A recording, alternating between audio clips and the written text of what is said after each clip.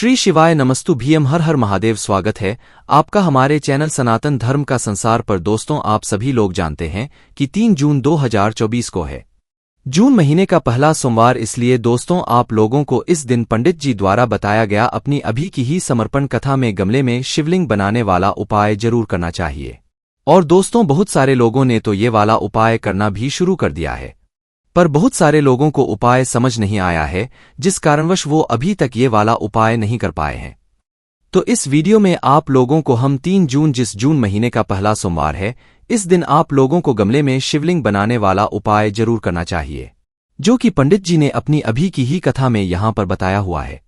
तो दोस्तों, इस उपाय को आपको कैसे करना है, कब करना है, कहां पर करना है और उपाय को करते समय आपको किन किन बातों का ध्यान रखना है, ये सारी जानकारी हम आपको इस वीडियो में देंगे। और आप लोग ये बात पहले से जानते हो कि पंडित जी जो भी नया उपाय बताते हैं, उस उपाय को जो भी लोग पहले करते हैं भाई, उन लोगों को इस उपाय को करने का जो फल है वो बहुत ही जल्दी मिल है और बहुत बड़ा होकर मिलता है। इसीलिए दोस्तों, हम आपको इस उपाय के बारे में वापस से बता रहे हैं। तो दोस्तों, इस उपाय में आपको करना क्या होता है, सबसे पहले वो आप एक बात समझ लो। तो देखो, इस उपाय में आप लोगों को मात्र एक पार्थिव शिवलिंग बनाना होता है। पार्थिव शिवलिंग बनाना का मतलब होता है कि आप मिट्टी से ही अपने हाथों से एक छोटा सा शिवलिंग बनाओ, उसे हम पार्थिव शिवलिंग कहते हैं। पर यह पार्थिव शिवलिंग हमें कहाँ पर बनाना है, ये उपाय हम कहाँ पर कर सकते हैं? तो सबसे पहले आप लोग ये बात सुन लो। तो देखो, इसको करने की पंडित जी ने 2 जगहें बताई हैं। इस उपाय को करने की सबसे अच्छी बात यही है कि इस उपाय को अगर आप अपने घर में ही करना चाहते हैं तो भी कर सकते हैं, कोई भी दिक्कत वाली बात नहीं है। तो देखो, जो 2 स्थान है, वो 2 स्थान में से सबसे पहला जो स्थान है वो है कोई सा भी वृक्ष, मतलब कोई सा भी ऐसा पेड़ जो कि बड़ा हो, जिसके नीचे बैठकर आप लोग अपना यह वाला उपाय कर सकते हो। 5 पेड़ पत्र वाला उपाय कर सकते हो या गमले में शिवलिंग बनाने वाला उपाय कर सकते हो। उसके बाद में जो दूसरी जगह है वो है दोस्तों आपका, क्या वो कौन सी जगह है? आपका गमला। तो आपके घर में जो गमला है, उस गमले में जो भी पौधा लगा हुआ है, उस पौधे के नीचे उस गमले में आप लोग ये 5 पेड़ पत्र वाला उपाय कर सकते हो। बस ध्यान इस बात का रखना है कि जिस गमले में आप लोग ये वाला उपाय करोगे, उस गमले में तुलसी मियाँ का पौधा नहीं लगा हुआ होना चाहिए, और अगर लगा हुआ है तो भाई आप लोगों को उस गमले में ये वाला उपाय नहीं करना है। फिर इसके अलावा आप लोग किसी भी और पेड़ के नीचे ये वाला उपाय कर सकते हो। अब भाई, यहाँ पर प्रश्न ये भी आप लोगों के निकल कर आया है, अगर हम पेड़ के नीचे ये वाला उपाय कर रहे हैं तो हम कौन कौन से पेड़ के नीचे ये वाला उपाय कर सकते हैं?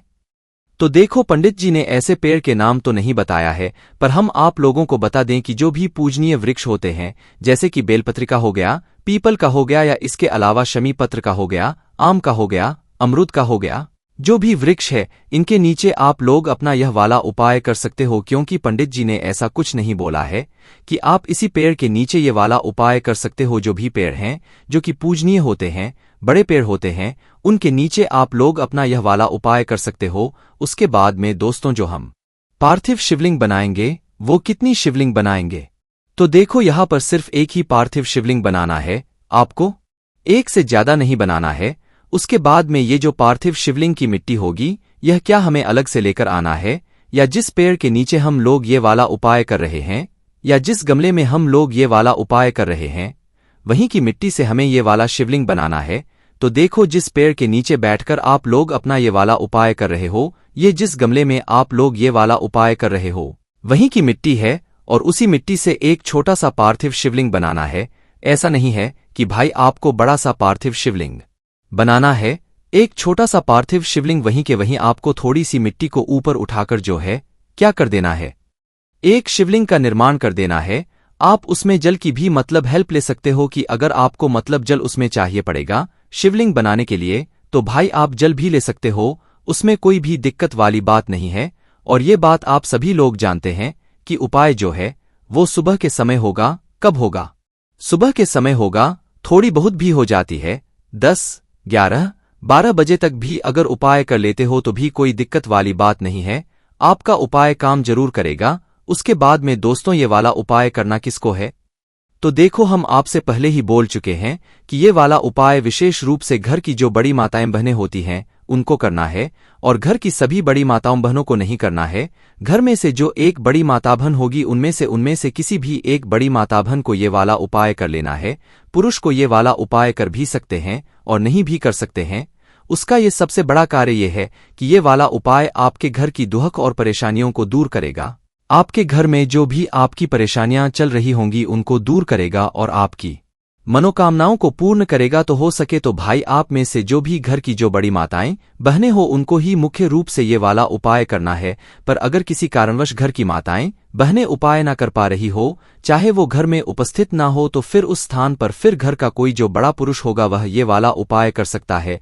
पर कोशिश आपकी यही होनी चाहिए कि घर की बड़ी माताओं बहनों में से कोई एक माता बहन इस 5 बेलपत्र वाले उपाय को यहां पर करें। ठीक है, उपाय को करते समय शुद्धता का विशेष रूप से ध्यान रखना है। अब दोस्तों साथ ही में एक और सवाल यहां पर निकल कर आता है कि जो पेड़ के नीचे हम लोग ये वाला उपाय करेंगे वो पेड़ हमारे घर के अंदर होना चाहिए कि घर के बाहर होना चाहिए। तो देखो ऐसा कुछ भी नहीं है। पेड़ चाहे आपके घर के अंदर लगा हुआ हो, पेड़ चाहे आपके घर के बाहर लगा हुआ हो, आप कहीं पर भी ये वाला उपाय कर सकते हो, कोई भी दिक्कत वाली बात नहीं है। अगर आपके घर के सामने ही पेड़ लगा हुआ है तो भैया उस पेड़ के नीचे ये वाला उपाय कर सकते हो। अगर पेड़ घर में ही तो आप घर में भी ये वाला उपाय कर सकते हो, और अगर पेड़ नहीं भी है तो भाई गमले तो आपके घर में होंगे ही होंगे, तो गमले में आप लोग ये वाला उपाय कर सकते हो। और अगर गमला नहीं है तो आप किसी पेड़ के नीचे ये वाला उपाय जाकर करो, तो इस उपाय को आप आसानी से कर सकते हो। इसमें आपका कोई भी बहाना यहां पर नहीं चलने वाला है। हम आपको इस उपाय को ऐसे बता रहे हैं। अगर आपने ऐसे इन सभी बातों को ध्यान रखते हुए उपाय किया है तो आपको उपाय का फल जरूर मिलेगा। उसके बाद में दोस्तों जो अगली या सबसे बड़ी बात आती है, इस उपाय को करने की विधि क्या है, मतलब जो सामग्री है वो क्या क्या हमें इसमें वाली है। तो सबसे पहले तो पार्थिव शिवलिंग तो आप वहीं पर जाकर बनाओगे, ये तो आपको पता ही चल गया, और एक ही पार्थिव शिवलिंग बनेगा, इसमें अलग से कुछ भी नहीं बनेगा। उसके बाद में दोस्तों इस उपाय में जो आपको चीज की आवश्यकता पड़ेगी वो पड़ेगी 5 बेलपत्र की। अब 5 बेलपत्र जब हमने आपको बताया तो लोगों ने ये पूछा कि अगर हमें 5 बेलपत्र ना मिले तो हम क्या करें। तो देखो 5 बेलपत्र अगर आपको ना मिले तो आप क्या कर सकते हो कि भाई आप कुछ नहीं कर सकते हो, आपको 5 बेलपत्र लाना ही पड़ेगा। उसका सबसे बड़ा कारण ये है कि ये वाला उपाय हम किसी मंदिर नहीं कर रहे हैं। अगर हम मंदिर में जाकर करते तो हम शिवलिंग के ऊपर से उठाकर 5 बेलपत्र को धोकर इस्तेमाल कर लेते, पर ये वाला उपाय हम हमारे घर में ही कर रहे हैं, हमारे घर के आसपास जो वृक्ष हैं उनमें ही कर रहे हैं। तो भाई इस वाले उपाय में आपको 5 बेलपत्र किसी वृक्ष से तोड़कर ही लाना पड़ेगा या तो कहीं से खरीद कर ही लाना पड़ेगा। वह 5 बेलपत्र अच्छी होनी चाहिए, कटी पटी नहीं होनी चाहिए। इस बात का भी आप लोगों को ध्यान रखना है। ठीक है, तो यह बात आपको समझ आ गई कि 5 बेलपत्र तो आपको लानी ही पड़ेगी। उसके बाद में दोस्तों 2 जल। अब 2 लोटा जल कहने का मतलब क्या है कि हमें 2 लोटा में जल लाना है। तो देखो अगर आपके घर में 1 लोटा तो होगा ही होगा, अगर आपके घर में 2 लोटा नहीं है तो भाई उस जगह पर आप 1 लोटा में जल भर लो, और दूसरा कोई ये भी एक पात्र ले लो, कटोरी ले लो, कुछ भी ले लो जिसके अंदर आप लोग जल भर लो, पर लेना आपको 2 पात्रों में जल है। यहां पर पंडित जी ने 2 लोटा बोला हुआ है, पर कई सारे लोगों के घर में 2 लोटा नहीं होंगे तो 1 लोटा होगा। तो 1 लोटा तो आप जल भर लो, और 1 कटोरी ले लो या एक कोई सा पात्र ले लो, उसके अंदर जल भर लो। पर भरना है आपको 2 पात्रों जल है, और अगर 2 लोटे हैं तो भाई दोनों लोटों में जल भर लो, और दोनों लोटे जल को लेकर आप लोग आ जाओ अपना जहां पर उपाय कर रहे हो वहां पर। और जितना जल्दी सुबह उपाय करोगे उतना ज्यादा अच्छा रहेगा, और आपको उपाय का फल भी जल्दी मिलेगा। उसके बाद में दोस्तों अब उपाय को करने की बारी आ जाती है। अब उपाय को करने के लिए आप वहां पर आ जाओ जहां पर आप लोग अपना ये वाला उपाय कर रहे हो। पूजन सामग्री जो आप अपने साथ लेकर आना चाहो पूजन सामग्री लेकर आ सकते हो। जैसे आप भगवान शिव जी के मंदिर में जाकर पूजन अर्चना करते हो शिवलिंग की, वैसे आप इस शिवलिंग की भी पूजन कर सकते हो, कोई भी दिक्कत वाली बात नहीं है। ठीक है, इसी के साथ में दोस्तों एक और चीज की जो आपको आवश्यकता पड़ने वाली है वो है दोस्तों एक दीपक। क्या एक दीपक? अब ये जो दीपक है ये आप आटे का भी ले सकते हो, मिट्टी का भी ले सकते हो, कोई भी दिक्कत वाली बात नहीं कोई सा भी लोगे जल जाएगा। इसके अंदर जो बत्ती रखाएगी वो गोलबत्ती रखाएगी और इसके अंदर शुद्ध देसी गाय का घी डलेगा। ठीक है, शुद्ध देसी गाय का घी इस्तेमाल करना उपाय आपका अच्छा काम करेगा है ना। तो एक घी का दीपक तैयार करके आप पहुंच जाओ वहां पर जहां पर आप उपाय कर रहे हो, चाहे घर में जो भी पेड़ लगा हुआ हो वहां पर, या आपके घर के बाहर जहां पर भी पेड़ लगा हुआ हो वहां पर। तो भाई उस पेड़ के नीचे आप लोग पहुंच जाओ। पेड़ के नीचे पहुंचने के बाद सबसे पहला काम आपका वहां पर बैठने का रहेगा। आसन लेकर जाना चाहो तो लेकर जा सकते हो, कोई भी दिक्कत वाली बात नहीं है। बैठकर ही उपाय करना है, खड़े होकर नहीं करना है। उसके बाद में बैठकर आप लोग क्या करना है, सबसे पहले तो एक पार्थिव शिवलिंग का निर्माण करना है।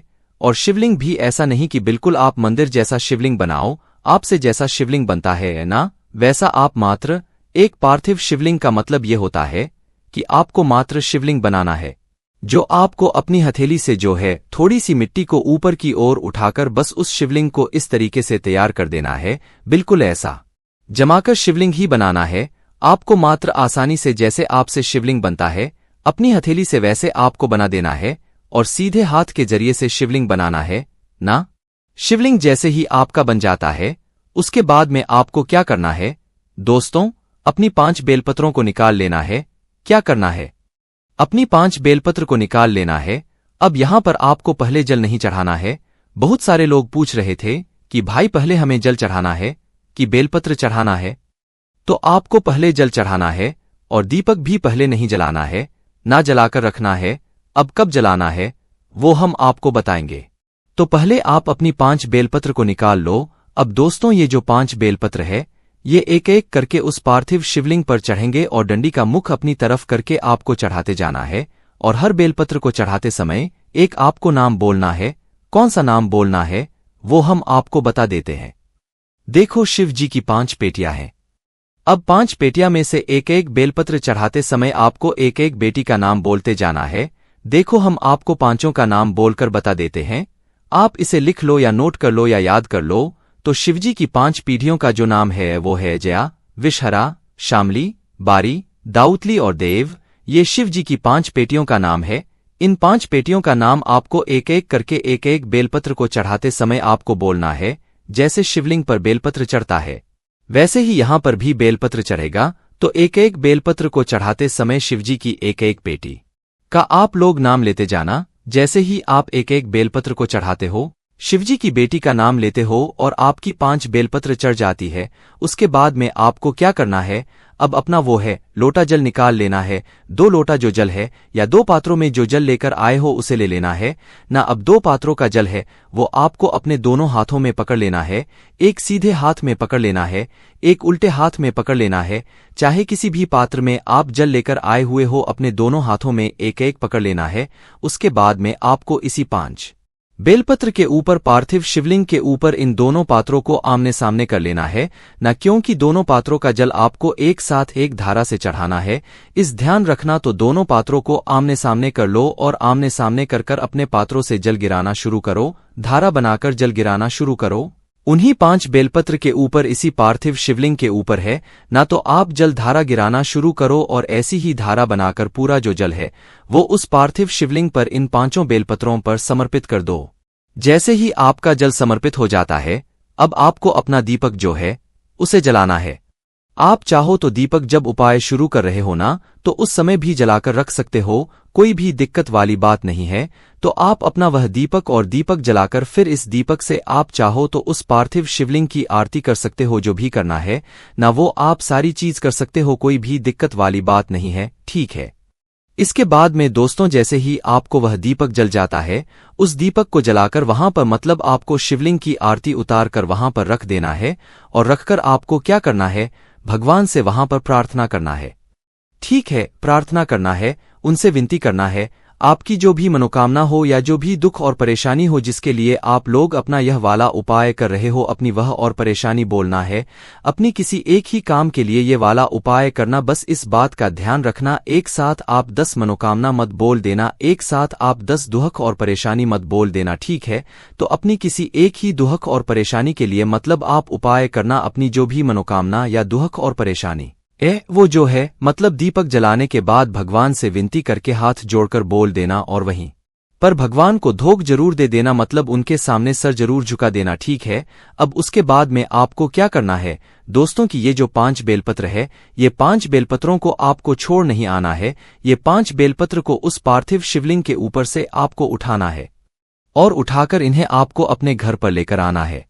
इन 5 बेलपत्र के अंदर भगवान शिव जी का आशीर्वाद आ गया है, और आशीर्वाद आ गया है तो इन्हें आप जब अपने घर पर रखोगे तो आपके घर में सुख और शांति बनी रहेगी, और दुख और परेशानी जो होगी वो दूर हो जाएगी, और आगे से दुख और परेशानी नहीं आएगी। अब यहाँ पर 2 सबसे बड़े प्रश्न है कि जो हमने पार्थिव शिवलिंग बनाया है उसका क्या करना है, और जो 5 बेलपत्र हमने अपने घर पे रखी हुई है इन्हें कब तक रखना है, और कब तक रखकर इनका क्या करना है। देखो, पार्थिव शिवलिंग जो आपने बनाया हुआ है उसका विसर्जन वहीं के वहीं कर देना, मतलब 5 बेलपत्र उठाकर, पर जब तक वह दीपक ठंडा ना हो जाए जब तक तो मत करना। जैसे ही वह दीपक जो आपने जलाया हुआ है वह ठंडा हो जाए उसके बाद में आप लोग अपना यह वाला जो उपाय है यह कर सकते हो। ठीक है, तो दीपक उठाकर दीपक ठंडा हो जाए तो भाई उसके बाद आप उस पार्थिव शिवलिंग का विसर्जन कर सकते हो। और जो बेलपत्र आप अपने घर में लेकर आए हुए हो, या बेलपत्र कम से कम आपको 2.5 महीने तक अपने घर में रखना है। ठीक है, क्योंकि 2.5 महीने के अंदर आपने जिस मनोकामना के लिए या जिस दुख और परेशानी के लिए वाला उपाय किया होगा वह के अंदर आपकी पूरी हो जाएगी या दुख और परेशानी दूर हो जाएगी। ठीक है, वैसे दोस्तों पंडित जी ने बोला है कि 15 दिनों में आपको इस उपाय को करने के बाद फल मिलना चालू हो जाएगा है न। पर दोस्तों उसके बाद में हमें इन 5 बेलपत्र का क्या करना है जो कि हम उपाय के लिए अपने घर पर लेकर आए हुए, तो इन्हें कहाँ पर रखना है।